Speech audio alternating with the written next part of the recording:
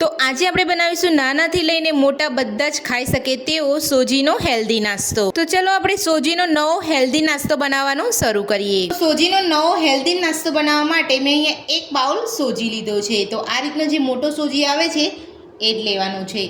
તો સૌથી પહેલાં આપણે એક વાટકી જે રેગ્યુલર પૌવા બટાકા બનાવતા હોય તે આપણે અહીંયા જાડા પૌવા લીધા છે। તો પૌવાને આપણે અહીંયા પાણીથી ધોઈ લઈશું।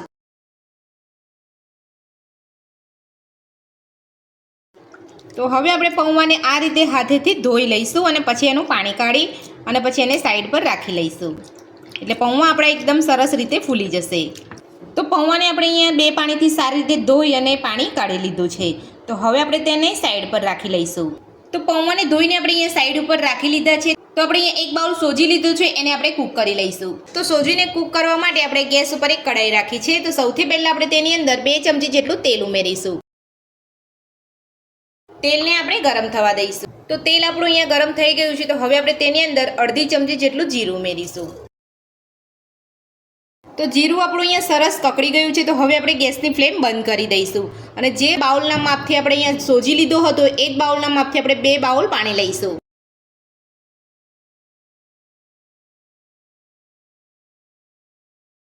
તો 2 બાઉલ આપણે પાણી લઈ લીધું છે। તો હવે આપણે તેની અંદર અડધી ચમચી મીઠું ઉમેરીશું। મીઠું ઉમેરીને બધું સરસ મિક્સ કરી લઈશું।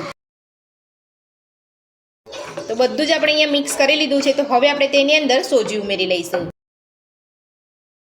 સોજી ઉમેરીને બધું સરસ આપણે મિક્સ કરી લઈશું।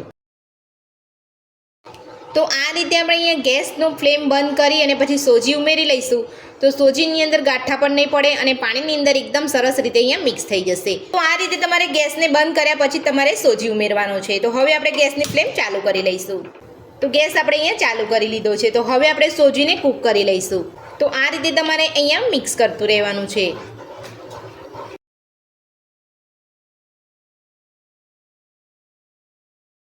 તો તમે જોઈ શકો છો અહીંયા સોજીની અંદર પાણી પણ એકદમ સરસ રીતે ચૂસાઈ જવા આવ્યું છે અને અહીંયા ગાંઠા પણ નથી પડ્યા। તો આ જ રીતે તમારે ગેસની ફ્લેમ બંધ કરી અને મીઠું ઉમેરીને પછી તમારે બધું મિક્સ કરીને પછી તમારે અહીંયા સોજી ઉમેરવાનો છે।